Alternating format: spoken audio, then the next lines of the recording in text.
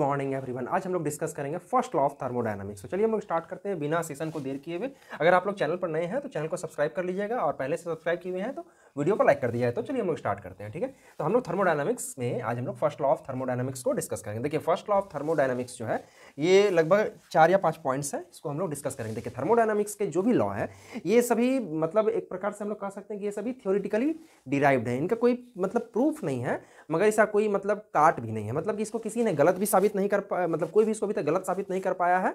और लेकिन इसको जो है किसी प्रैक्टिकल प्रूफ के आधार पर डिराइव नहीं किया गया है, इसको जो भी है ऑब्जर्व करके मतलब लिखा गया है, ठीक है। तो चलिए हम लोग स्टार्ट करते हैं। देखिए तो इसमें जो फर्स्ट पॉइंट कहता है कि thermodynamics first law of thermodynamics में कि energy can neither be created nor be destroyed and it can transfer from one form to another form. कहने का मतलब हुआ कि किसी भी एनर्जी को ना ही क्रिएट किया जा सकता है ना ही डिस्ट्रॉय किया जा सकता है, मगर एनर्जी जो है वन फॉर्म से अनदर फॉर्म में ट्रांसफर हो सकती है, ठीक है। नेक्स्ट पॉइंट कहता है the sum total energy of the universe, मतलब पूरे यूनिवर्स में जितना भी एनर्जी है वो रिमेन कांस्टेंट, वो कांस्टेंट रहता है during physical and chemical process. मतलब जितना भी केमिकल प्रोसेस या फिजिकल प्रोसेस या जो कोई भी प्रोसेस जो कुछ भी वर्क हो रहा है, पूरे यूनिवर्स का जितना भी एनर्जी है वो कांस्टेंट है या फिर कंजर्व्ड है, हम लोग इसको कहते हैं, ठीक है। थर्ड पॉइंट कहता है व्हेनेवर, जब कभी भी certain amount of energy is disappear in one form an equivalent, यहाँ पर एन भी लिख सकते हैं या फिर देन भी लिख सकते हैं, ठीक है। तो हम लोग यहाँ पर कॉमा सेमी कॉलन देके लिख सकते हैं an equivalent exact amount of energy will reappear in some other form. कहने का मतलब है कि अगर किसी फॉर्म में मतलब किसी भी रूप में अगर कुछ एनर्जी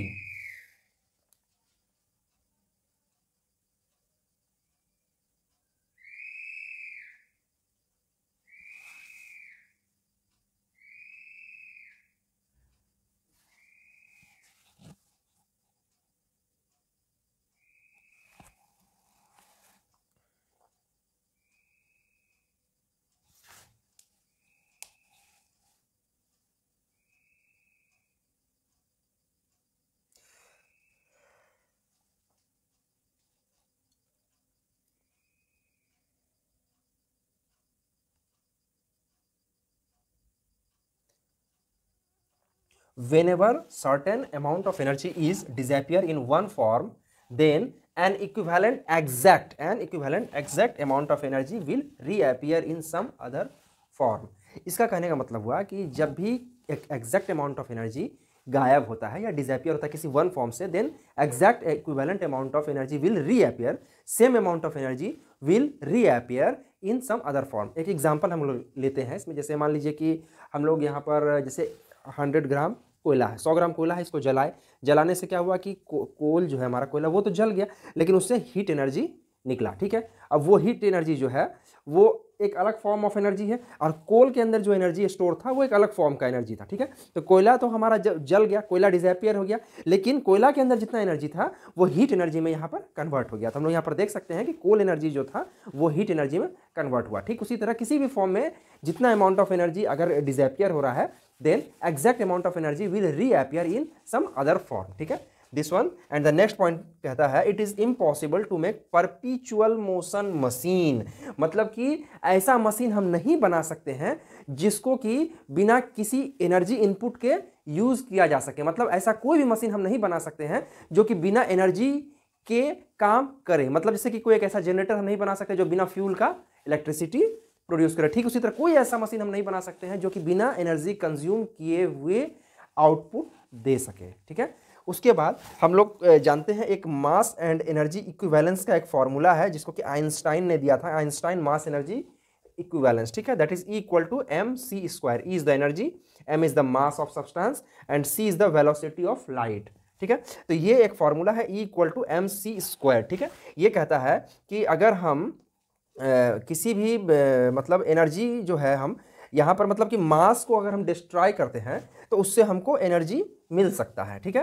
तो इसी बेसिस पर जो हमारा law of conservation of energy था उसको थोड़ा सा मॉडिफाई किया गया और उसके बाद कहा जाता है, पहले हम लोग कहते थे according to law of conservation of energy that is energy can not be created neither be destroyed, ठीक है। तो उसको यहाँ पर थोड़ा सा मॉडिफाई किया गया है on the basis of mass energy equivalence, that is the formula of equal to mc square, and on the basis of this formula ये कहा जाता है the total mass and energy of the isolated system remain constant in chemical thermodynamics. मतलब कि chemical thermodynamics में जो हमारा मास और एनर्जी है किसी भी सिस्टम का, आइसोलेटेड सिस्टम का, the total mass and energy of the isolated system, मतलब अगर सिस्टम आइसोलेटेड है तो उसके अंदर में जितना मास है और जो भी उसका एनर्जी है वो कंजर्व है, कांस्टेंट है। मतलब कि उस या तो उस मास को हम एनर्जी में कन्वर्ट कर सकते हैं या फिर वहां पर जो एनर्जी है उसको हम मास में कन्वर्ट कर सकते हैं। नेक्स्ट हम लोग डिस्कस करेंगे mathematical representation of first law of thermodynamics. Mathematical representation यानी कि हम लोग जो है mathematically first law of thermodynamics को कैसे डिनोट कर सकते हैं। मान लीजिए कि एक सिस्टम को हम लोग लेते हैं, ठीक है, एक सिस्टम को हम लोग लेंगे कंसीडरिंग अ सिस्टम जिसमें एक ऐसा सिस्टम लेंगे, मान लेते हैं कि उसका जो U1 है वो इंटरनल एनर्जी है, ठीक है, इंटरनल एनर्जी। अब मान लेते हैं एक ऐसा एज्यूम करेंगे कि जिसमें जो है Q जो है हीट एनर्जी है जो कि वो एक सिस्टम एब्जॉर्ब करता है, हीट एनर्जी एब्जॉर्ब।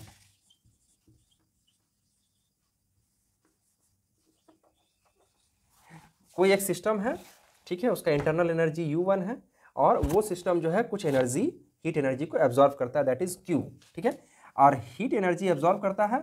और इसके अलावा मानते हैं हम लोग ऐसा एज्यूम करेंगे कि ये जो सिस्टम है इसके ऊपर सराउंडिंग के द्वारा कुछ वर्क किया जा सकता है, ठीक है।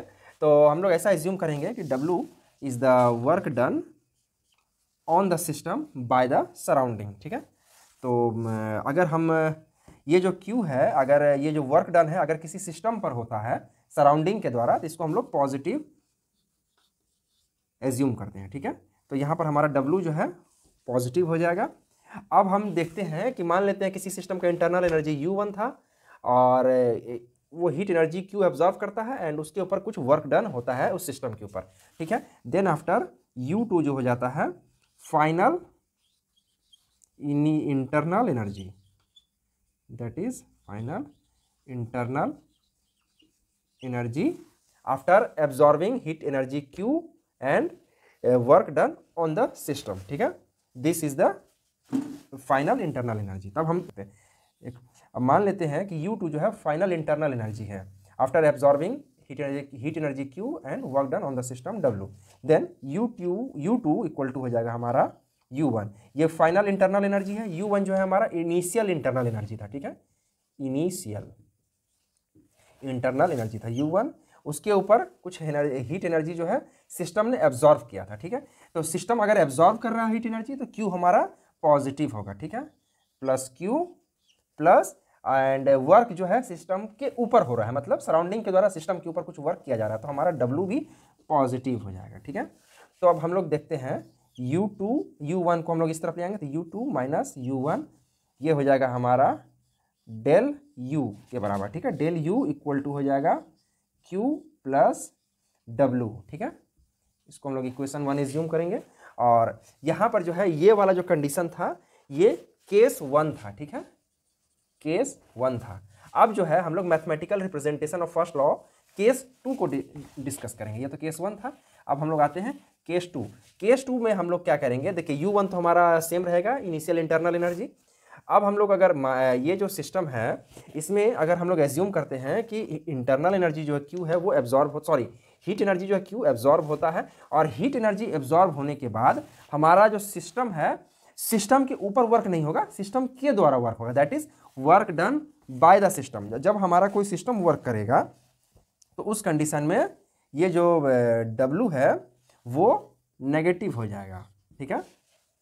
वर्क डन सिस्टम के द्वारा हो रहा है तो वो नेगेटिव हो जाएगा और अगर वर्क डन जो है सिस्टम के ऊपर हो रहा है सराउंडिंग के द्वारा तो वो पॉजिटिव माना जाता है। यहाँ पर क्या work done by the system on the surrounding, मतलब सराउंडिंग के ऊपर सिस्टम के द्वारा कुछ काम किया जा रहा है।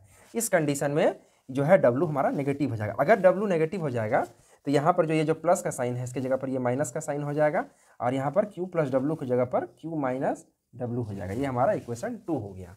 ठीक है, this is the second case and mathematical representation of first law of thermodynamics. ठीक है, देन आफ्टर इसके अलावा हम लोग जो है यहाँ पर 2 पॉइंट्स को यहाँ पर हम लोग एक टर्म है W, इन दो टर्म के दो कंडीशन को एज्यूम करेंगे। ठीक है, according to the first law हम यहाँ सब कुछ देख चुके हैं। अब हम लोग यहाँ पर देखेंगे Q जो है हमारा, या दैट इज हीट एनर्जी, ये हमारा पॉजिटिव तब होगा जब हीट एनर्जी एब्जॉर्ब होगा, या that is heat energy absorb by the system, in that case Q will be positive. ठीक है, जब कोई भी सिस्टम हीट एनर्जी को एब्जॉर्ब करेगा तब वो हमारा Q पॉजिटिव होगा। अगर कोई सिस्टम हीट एनर्जी को इवॉल्व करेगा, सपोज कीजिए गर्म पानी से भाप निकल रहा है, साथ में हीट जो है रिलीज हो रहा है, गर्म पानी धीरे धीरे ठंडा हो रहा है, यानी कि उस सिस्टम से हीट जो है निकल रहा है, उस कंडीशन में Q नेगेटिव होगा। अगर हम पानी को आग पे चढ़ा के गर्म कर रहे हैं, यानी कि वाटर जो है हीट को एब्जॉर्ब कर रहा है, उस कंडीशन में Q पॉजिटिव हो जाएगा। ठीक है, अब वर्क डन, अगर किसी सिस्टम के ऊपर वर्क हो रहा है, ठीक है, work done on the system होगा, then work done on the system by the surrounding. ठीक है, उस कंडीशन में W हमारा पॉजिटिव होगा। इसको भी हम लोग एक सिंपल एग्जांपल के हेल्प से देख सकते हैं। सपोज कीजिए कि एक मान लीजिए कि कोई एक मशीन है, ठीक है, उस पर, या मशीन को हम एज्यूम करके मान लीजिए हम एक सिलेंडर लेते हैं, सिलेंडर के अंदर गैस है। ठीक है, गैस को अगर हम कंप्रेस कर रहे हैं, और अगर यदि गैस कंप्रेस हो रहा है, मतलब कि गैस हमारा सिस्टम है और सराउंडिंग जो प्रेशर हुआ वहाँ पर काम कर रहा है, जो कि उसके ऊपर लगाया जा रहा है एक्सटर्नल मशीन के द्वारा, वो लगाने से अगर गैस कंप्रेस हो रहा है, इसका मतलब हुआ कि सिस्टम के ऊपर वर्क हो रहा है। ठीक है, उस कंडीशन में W यानी वर्क डन पॉजिटिव होगा। और यदि इतना मान लेते हैं कि उस सिलेंडर के ऊपर जो प्रेशर अप्लाई किया जा रहा है वो इतना कम है कि वॉल्यूम ऑफ गैस जो है कंप्रेस होने की जगह पर एक्सपैंड हो रहा है, तो उस कंडीशन में W हमारा नेगेटिव हो जाए, क्योंकि वर्क डन जो है सिस्टम के द्वारा किया जा रहा है, that is work done by the system, in that case W will be negative. ठीक है, तो ये वीडियो में हम लोग बस यहीं तक डिस्कस करेंगे, फिर मिलते हैं अगले वीडियो में, तब तक के लिए बाय बाय।